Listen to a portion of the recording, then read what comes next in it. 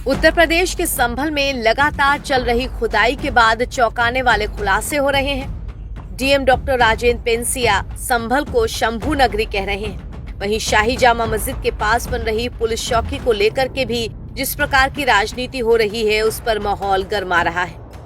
संभल जिले के डीएम ने जिले को शंभू नगरी कहकर संबोधित किया है। उन्होंने मीडिया को दिए गए बयान में यहाँ पर 87 देव तीर्थ होने की बात कही है। डीएम ने शहर के 3 कोण पर 3 शिव मंदिर चंदेश्वर, समलेश्वर और भुवनेश्वर होने की बात कही है। इसके बीच में कुल 19 कूप, 36 पूर्व बस्ती, 52 सराय और 68 तीर्थ होने की बात कही गई है।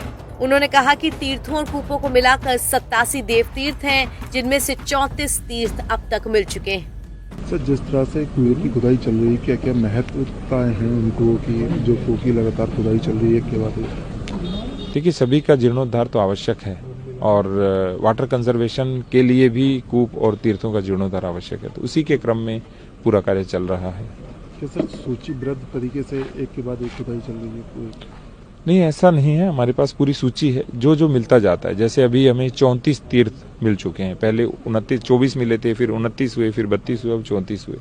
तो लगातार रेवेन्यू मैप को हम ग्राउंड पे इम्पोज कर रहे हैं और कूप लगभग सारे मिल चुके हैं, तो उसी क्रम में खुदाई भी हो रही है। जैसे सर कहा गया कि 19 कूप मेन है संभल के अंदर, कि उनमें से भी कुछ कूप मिले हैं?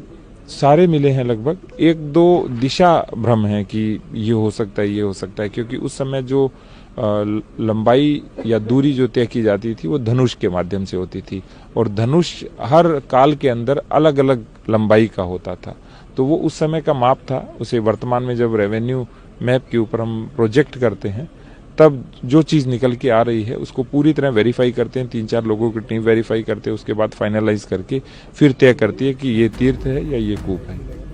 उधर संभल में वक्फ की जमीन संबंधित एफआईआर मामले को लेकर एसपी के बिश्नोई का बड़ा बयान सामने आया है। उन्होंने कहा कि प्रतिनिधिमंडल की ओर से दस्तावेज सौंपे गए हैं। डीएम की ओर से इसकी जांच के लिए 3 सदस्यीय कमेटी का गठन पेश किया गया है। जांच में पेश किए गए दस्तावेज फर्जी पाए गए हैं। इस मामले में अब केस दर्ज किया जा चुका है।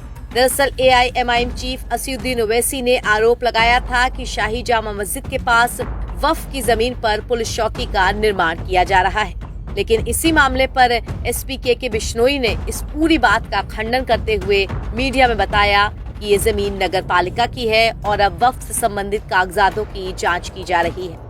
कल एक 3 सदस्यीय कमेटी द्वारा रिपोर्ट दी गई थी, जिसके अंदर कुछ कागजात पूर्व में दिए गए थे, जिनके आधार पर कमेटी बनाई गई थी। कमेटी द्वारा जो 20 लिस्ट दी गई थी विभिन्न वक्फों की, उन वक्फ की जो दिशा है और दशा जो मौके पे है, उससे कहीं कोई मेल नहीं खा रही थी।